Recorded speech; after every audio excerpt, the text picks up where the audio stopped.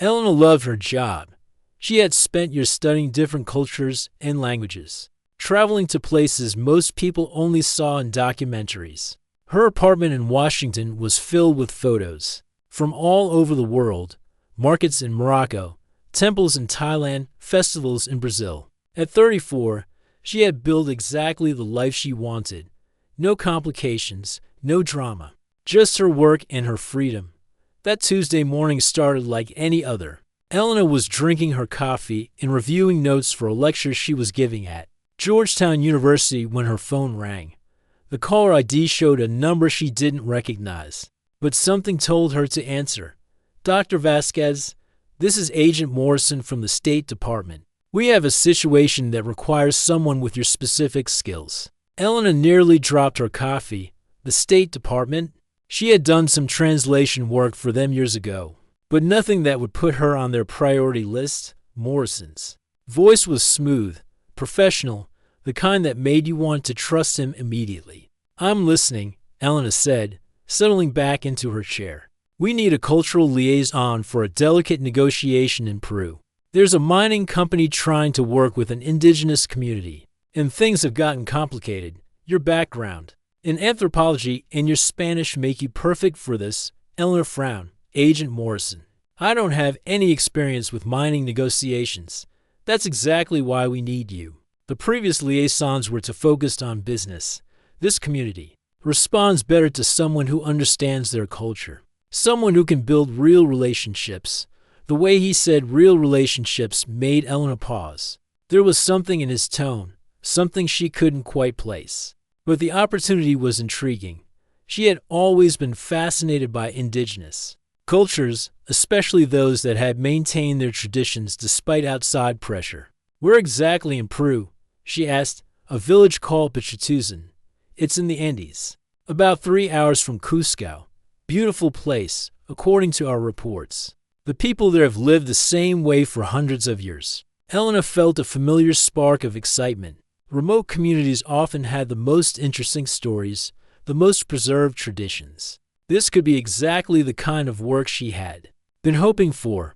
"What's the timeline?" "We need you there next month. The compensation is substantial. $50,000 for 3 months of work, plus all expenses covered." Elena's coffee cup stopped halfway to her lips. $50,000 for 3 months? That was more than she made in a year teaching. Way more than any cultural consulting job she had ever heard of. "That seems like a lot for translation work," she said carefully. Morrison chuckled. "The State Department values cultural expertise more than you might think. This negotiation is worth millions to both sides. Getting it right the first time is worth the investment." Elena found herself nodding, even though he couldn't see her. The money will let her take a year off from teaching, maybe write the book she had been planning. And Peru. She had always wanted to spend real time in the Andes. "I'll need to see the details," she said. "Of course. I'll send someone over this afternoon with a briefing packet. Dr. Vasquez, I have to stress that this is a confidential matter. The mining company has competitors who would love to interfere with these negotiations." After hanging up, Elena sat, staring at her phone. Something felt different about this call, but she couldn't put her finger on what. Morrison had been professional. The job sounded legitimate, and the money was incredible. Still, a small voice in her head whispered that things that seemed too good to be true usually were. The briefing packet arrived at 2 o'clock sharp, delivered by a woman in a crisp suit who waited while Elena signed for it and then disappeared. Without a word, Elena spread the contents across her dining table and began reading. The mining company was called Andean Resources, supposedly based in Calgary. They wanted to extract copper from land that had been in the same families for generations. The indigenous community was understandably hesitant. Standard stuff, really. But as Elena read deeper, she noticed odd details. The packet contained incredibly detailed information about the village leaders. Not just their names and positions, but their family histories, their personal relationships, even their children's names and ages. Why would a mining company need to know that the village elder's grandson was studying engineering in Lima? Elena flipped to the section about her role. She would be living in the village. eating with the families, participating in their daily life. The packet stressed the importance of full integration and building lasting bonds. It mentioned that she should be prepared to stay longer than 3 months if needed. The strangest part was the medical requirements. She needed a complete physical, including blood work and genetic screening. The packet explained this as standard procedure for work in remote areas. But Elena had worked in plenty of remote places and had never needed genetic screening before. Her phone buzzed with a text from Agent Morrison. "Hope you're excited about this opportunity. The village is expecting you specifically. They've been told about your background and are looking forward to meeting you." Elena stared at that message. They were expecting her specifically. How was that possible when she had only learned about the job that morning? She called her best friend Lisa, who worked as a lawyer in D.C., without going into details. Elena asked about State Department consulting work. Lisa was immediately suspicious. That's a lot of money for translation work. Are you sure this is legitimate? The paperwork looks official. And I checked. Agent Morrison is listed in the State Department directory. Just be careful, okay? If something feels wrong, trust your instincts. That evening, Elena walked through her apartment, looking at all the photos from her travels. She had always trusted her instincts, and they had led her to amazing experiences. But this time, her instincts were sending mixed signals. The job excited her, but something felt off. She opened her laptop and tried to research Andean resources. The company had a website, but it was oddly generic. No photos of their leadership team, no detailed project descriptions, no press releases. For a company supposedly involved in a major mining negotiation, they had a remarkably small online presence. Elena's phone rang again. Morrison, Dr. Vasquez. I wanted to follow up on the briefing packet. Do you have any questions? Actually, yes. Why does the medical screening include genetic testing? There was a pause. The village is at high altitude, and there are some rare diseases in the area. We need to make sure you're not at risk for any genetic conditions that could be problematic. It sounded reasonable, but Elena had worked at high altitudes before. She had never needed genetic screening. And why does the village know about me already? We always coordinate with local communities before sending liaisons. It's part of building trust. Elena wanted to ask more questions, but Morrison smoothly moved the conversation to logistics. When and where to get her medical screening, what to pack, how to prepare for the climate. By the time she hung up, her specific concerns had been addressed. But the general feeling that something was unusual remained. She stood at her window, looking out at the Washington skyline. In a month, she would be in a completely different world. The thought was both thrilling and unsettling. Elena had always been good at reading people and situations. But this time she felt like she was missing something important. Little did she know that her life was about to change in ways she couldn't imagine, and that the simple job she thought she was accepting would reveal truths that would challenge everything she believed about choice, love, and destiny. The plane landed in Cusco at dawn, and Elena felt her heart skip as she looked out at the mountains. Even from the airport, the Andes were breathtaking, massive peaks that seemed to touch the sky, covered in morning mist that made everything look like a dream. She had traveled too many places, but something about this landscape felt different. Familiar, almost. The drive to Pichatusan took 4 hours instead of the promised 3. The road wound higher and higher through valleys that seemed untouched by time. Elena's driver, a quiet man named Carlos, spoke little English, but he smiled when she complimented the scenery in Spanish as they climbed. Elena noticed something odd. They passed several checkpoints, where men in casual clothes waved them through without asking for documents. When she asked Carlos about it, he just shrugged and said, "They know you're coming." The village appeared suddenly around a curve in the road. Adobe houses with red tile roofs clustered around a central plaza, with terrace fields climbing the mountainsides like ancient stairs. Children playing in the plaza stopped to stare as their jeep pulled up, and Elena felt dozens of eyes watching her from doorways and windows. An elderly man approached as she stepped out of the vehicle. He was shorter than Elena, with weathered, hands and eyes that seemed to hold decades of wisdom. When he spoke, his voice was warm but serious. Dr. Vasquez, I am Amaru Kandori, the village elder. We have been waiting for you. Elena shook his hand, noting how he said waiting rather than expecting. Thank you for welcoming me to your community. Amaru smiled, but there was something in his expression that made Elena pause. Come, we have prepared a place for you to stay. Tonight we will talk. As they walked through the village, Elena noticed things that didn't match what she had been told. The houses were well maintained, with solar panels on many roofs and satellite dishes tucked discreetly behind walls. This wasn't the isolated, traditional community she had expected.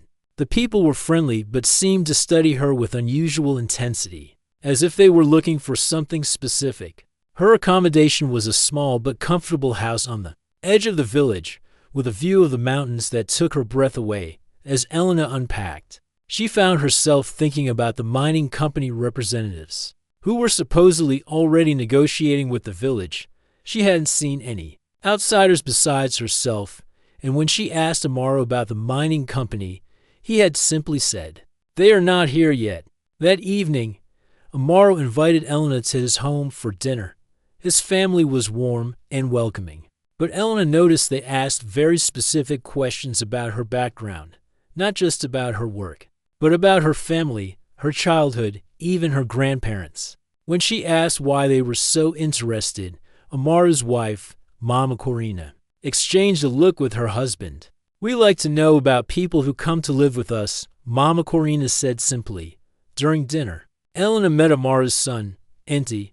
He was about her age, tall for someone from the village, with intelligent eyes and calloused hands that spoke of both physical work and education. When he spoke, his English was perfect, with barely a trace of accent. "I studied engineering in Lima," he explained when Elena commented on his English. "But I came back 3 years ago. This is where I belong." Elena found herself drawn to him. Immediately, there was something about the way he listened, the way he seemed to understand not just what she said, but what she meant. When their eyes met across the dinner table, she felt an unexpected flutter in her chest. After dinner, Indy offered to show her around the village. As they walked through the quiet streets, Elena felt comfortable in a way that surprised her. Usually, it took her weeks to feel at home in a new place, but something about Pichitusan felt right from the beginning. "Can I ask you something?" Elena said as they paused near a small shrine at the edge of the village. "Everyone seems to know a lot about me, more than I would expect." Inti was quiet for a moment. "My father received a message several months ago. Someone said a woman would come who could help us preserve our way of life. They described you very specifically." Elena felt a chill that had nothing to do with the mountain air. "What do you mean? Describe me, your appearance, your education, even your personality." "The message said you were exactly what we needed." Elena's mind raced. How could anyone have described her months ago when she had only learned about the job a few weeks before? "Who sent this message?" Indy hesitated. "Someone from your government." "But Elena, I need to tell you something. There is no mining company." The words hit Elena like a physical blow. "What do you mean?" "No one has come to negotiate mining rights. No one has even inquired about them. You are the first outsider we have seen in over a year." Elena felt the ground shifting beneath her feet. If there was no mining company, then why was she here? What was her real purpose? That night, Elena couldn't sleep. She sat by her window, looking out at the star-filled sky and trying to make sense of what she had learned. Agent Morrison had lied to her. But why? What did the government want with this remote village? She thought about Indy, about the way he had looked at her, about the strange familiarity she felt in this place. Was her attraction to him real, or was it part of whatever plan had brought her here? The next morning, Elena woke to find a folder had been slipped under her door. Inside were copies of documents she had never seen before, medical reports, genetic analyses, and what looked like compatibility charts. Her name was at the top of one page, and Indy's name was at the top of another. Elena's hand shook as she read. The document suggested that she and Indy were genetically compatible in ways that would produce children with specific traits. Enhanced immune systems, higher intelligence, resistance to certain diseases. The margins were filled with notes about optimal breeding pairs and genetic enhancement protocols. She felt sick. Was this why she had been sent here? Not to help negotiate mining rights, but to have children with Indy? The thought was horrifying and confusing because part of her was genuinely attracted to him. Elena grabbed her satellite phone and called Agent Morrison. When he answered, she didn't wait for pleasantries. There is no mining company, she said. What is this really about? There was a long pause. Dr. Vasquez, I think you should focus on your job. Get to know the community. Build those relationships we discussed. What relationships? What do you really want from me? I want you to be happy, Elena. The village is a beautiful place. The people are wonderful. Give it time. The line went dead. Elena stared at the phone, her mind reeling. She was trapped in a remote village with no clear way home. Part of some government plan she didn't understand. But the most confusing part was that despite everything, she didn't want to leave. She thought about Indy, about the way he had smiled at her, about the connection she felt with him. Was any of it real, or was she just a pawn in some elaborate game?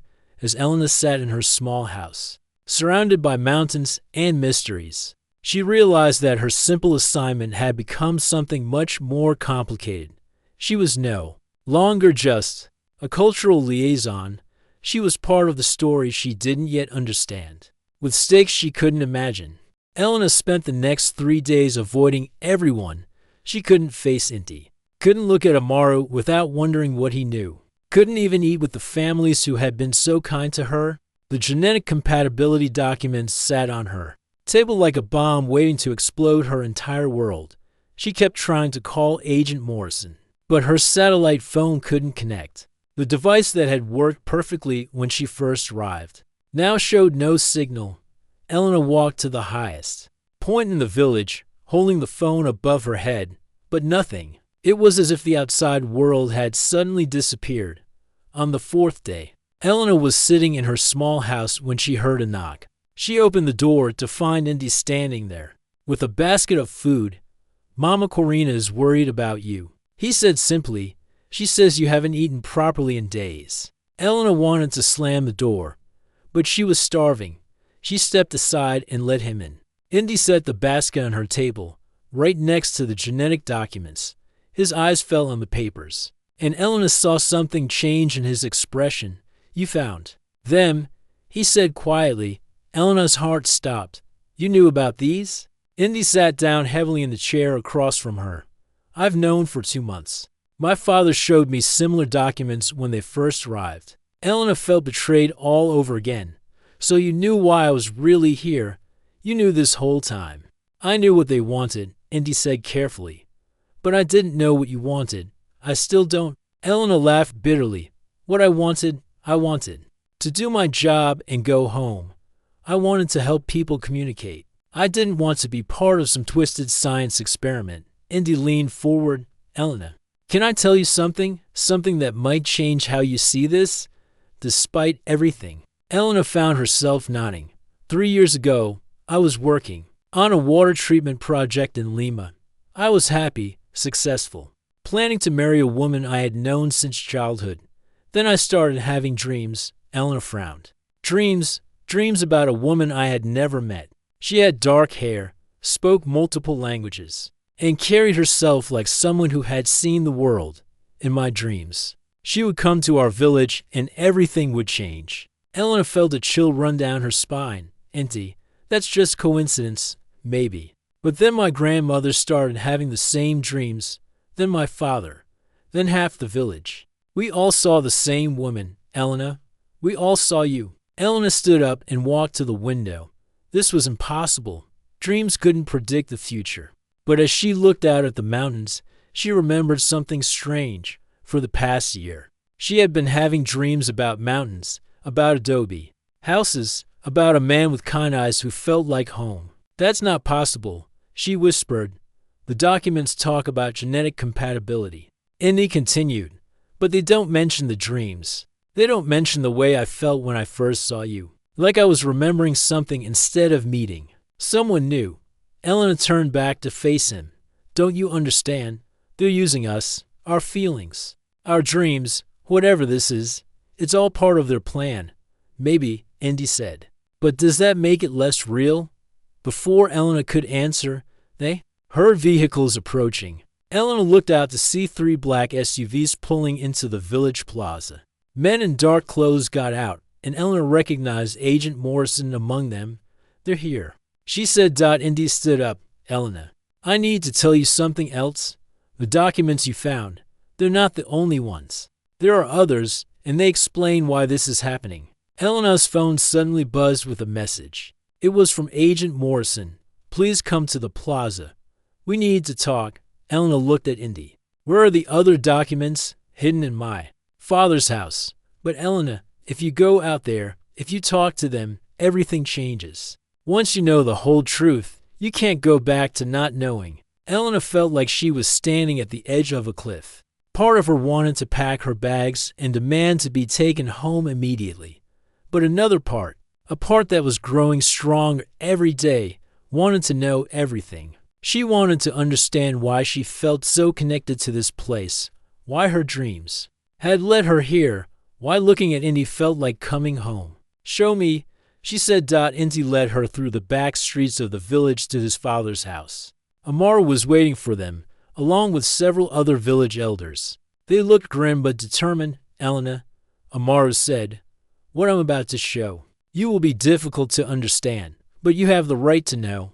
He opened a wooden chest and pulled out a thick folder. Inside were dozens of documents, some in English, some in Spanish, some in languages Elena didn't recognize. As she read, her understanding of the situation shifted completely. The documents revealed that 5 years ago, scientists had discovered a potential biological threat, a disease that could wipe out most of the human population.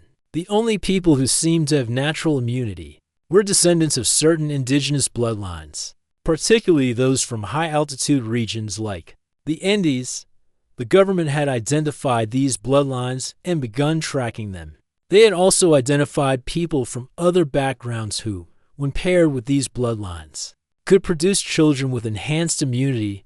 Elena was one of those people.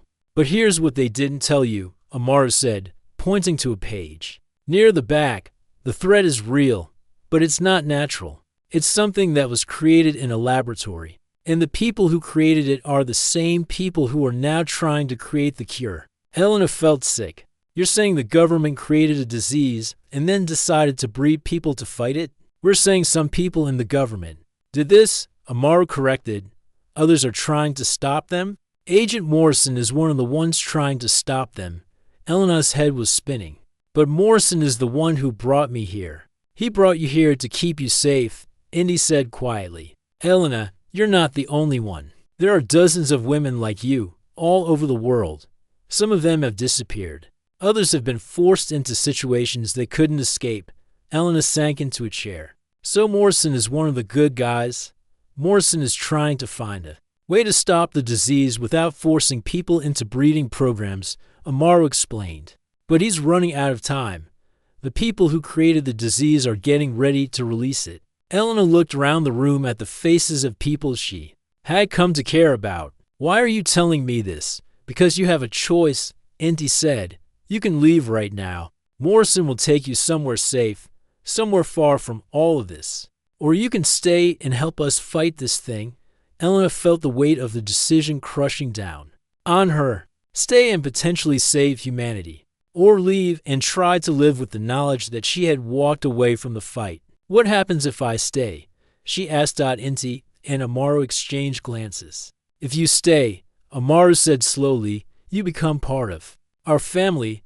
You help us preserve our bloodline and our knowledge, and maybe, if we're very lucky, you help us find a way to stop this disease without anyone being forced to do anything they don't want to do. Elena stood up and walked to the window. Outside, she could see Morrison and his team waiting patiently in the plaza. They weren't forcing her to come out, weren't demanding anything.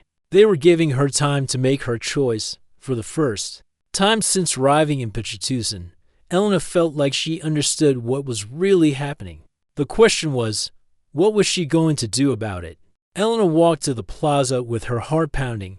Agent Morrison stood near the fountain, looking tired and older than she remembered. When he saw her approaching, he smiled, but it didn't reach his eyes. Dr. Vasquez, I'm glad you're willing to talk. Elena stopped a few feet away from him. Are you really here to help me, or are you here to make sure I do what the government wants? Morrison looked around at the villagers who had gathered to watch. Can we speak privately? Elena shook her head. These people deserve to hear whatever you have to say. They're part of this too. Morrison nodded slowly. Fair enough. He pulled out a tablet and showed Elena a map covered in red dots. Each of these dots represents a woman like you. Women who have the genetic markers we've been tracking. Elena counted quickly. There were at least 50 dots. What happened to them? Some are safe, hidden in places like this village. Others, Morrison's voice trailed off. Others weren't so lucky. Elena felt cold despite the warm mountain sun. What do you mean? The people who created this disease, they're not patient. They've been taking women, forcing them into breeding programs. We've lost contact with 17 women in the past 6 months. Elena's hands started shaking. And you brought me here to keep me safe from them? I brought you here because this village is protected, but also because the choice needs to be yours, Elena. Not theirs, not even mine, yours. Indy stepped forward from the crowd. What choice exactly? Morrison looked at him for a long moment. The choice to help us find another way. The disease is real, and it's going to be released within the next year. But maybe we don't need breeding programs.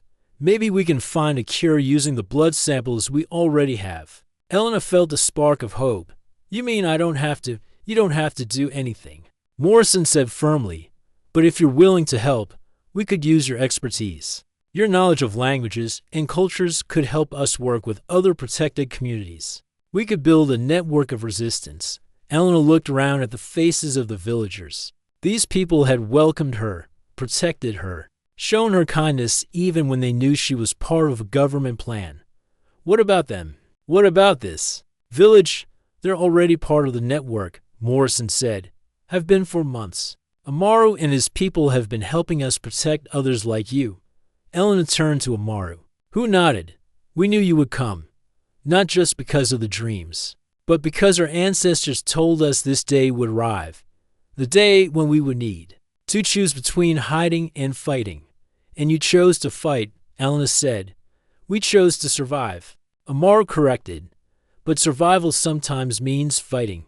Elena felt something shift inside her. For weeks, she had felt like a victim, like someone things were happening to. But now she realized she could be someone who made things happen. What would I have to do? She asked Morrison. Travel to other communities. Help us build communication networks. Use your skills to help people understand what's happening and what their choices are.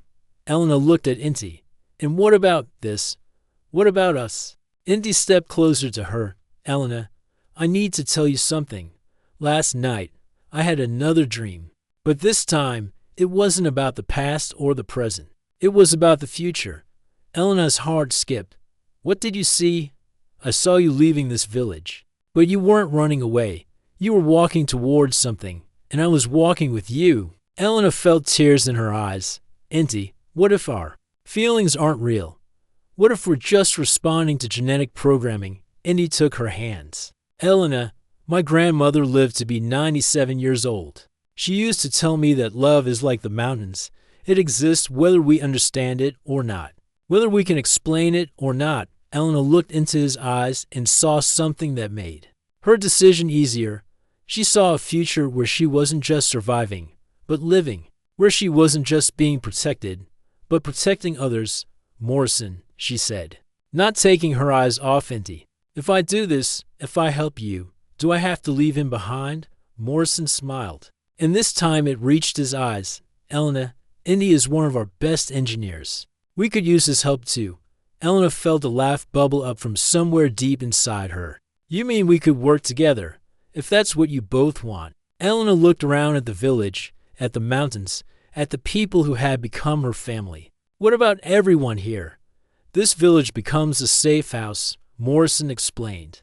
A place where people can come to rest, to plan, to remember that there are still good people in the world. Elena closed her eyes and tried to imagine her life back in Washington.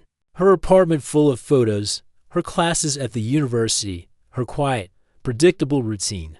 It seemed like a lifetime ago. When she opened her eyes, she was looking at Indy. Are you sure about this? Are you sure about us? I've been sure since the dream started. He said, the question is, are you sure? Elena thought about everything that had brought her to this moment. The mysterious phone call, the fake mining company, the genetic compatibility reports, the dreams that had led her here. She thought about the 17 women who had disappeared, about the disease that threatened. Everything about the choice between hiding and fighting. I'm sure, she said finally, but I have conditions. Morrison raised an eyebrow.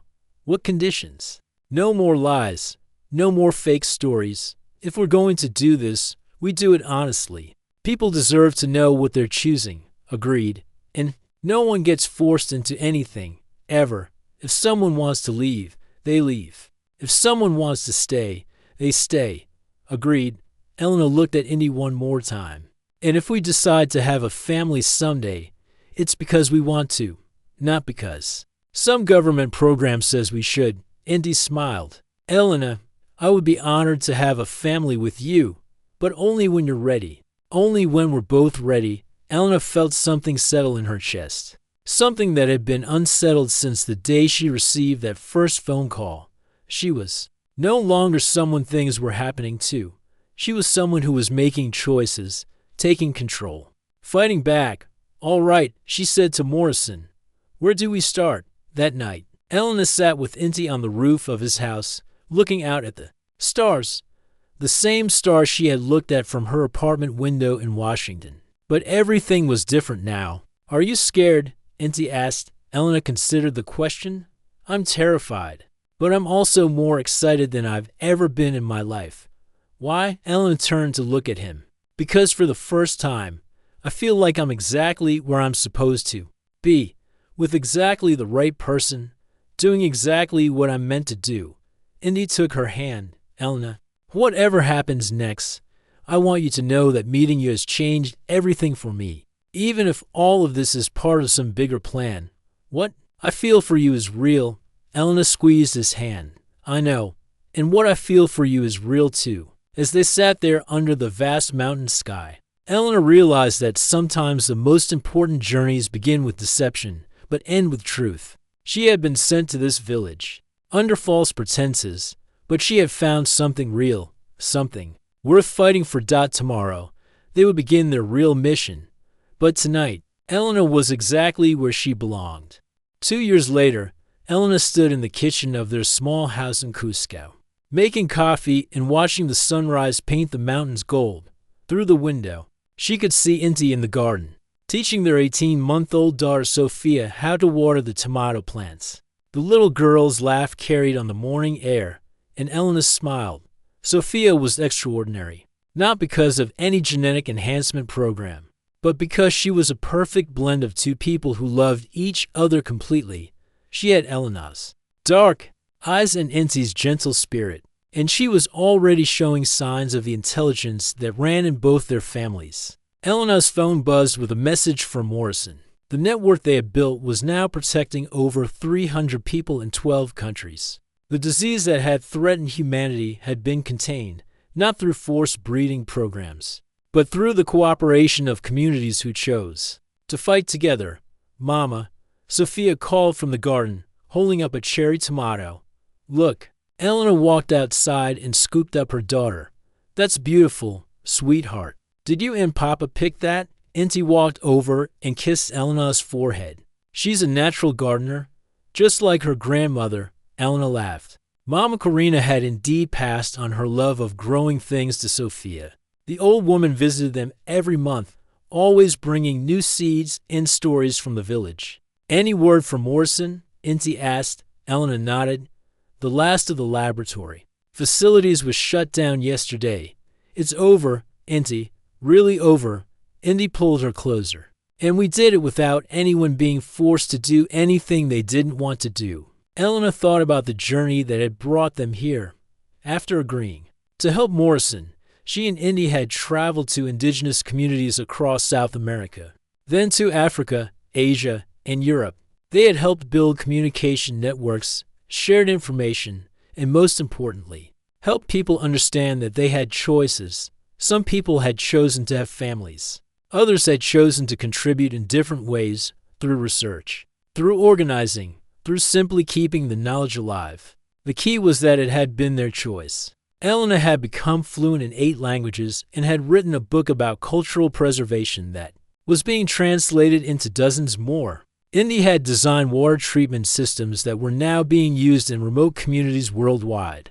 Together, they had helped create a global network of people who refused to let fear dictate their lives. Ellen.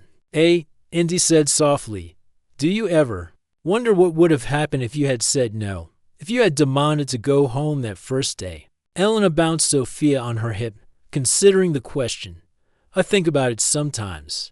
But then I look at you, at Sophia, at everything we've built together, and I realize that some things are meant to be, even if they start with lies, even then, because the truth always finds a way to surface."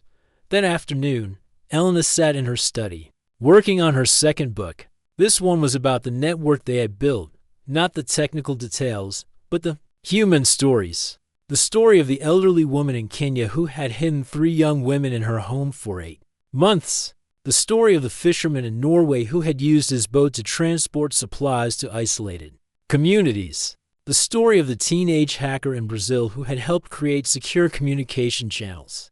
All of these people had one thing in common. They had chosen to help, not because they were forced to, but because they believed in something bigger than themselves. Elena's phone rang. It was Agent Morrison. "Elena, I have news. The people behind the original disease program have been arrested." "All of them?" Elena felt a weight lift from her shoulders. "Does that mean it's really over?" "The immediate threat is over. But Elena, what you and Indy have built, this network of communities, it's bigger than just stopping one disease. You've created something that could protect humanity from all kinds of threats." Elena looked out her window at the mountains where it all began. "Morrison, can I ask you something? That first day when you called me, did you know how it would end?" Morrison was quiet for a moment. "I knew you were special, Elena. I knew you had the genetic markers we were looking for. But I had no idea you would become what you've become."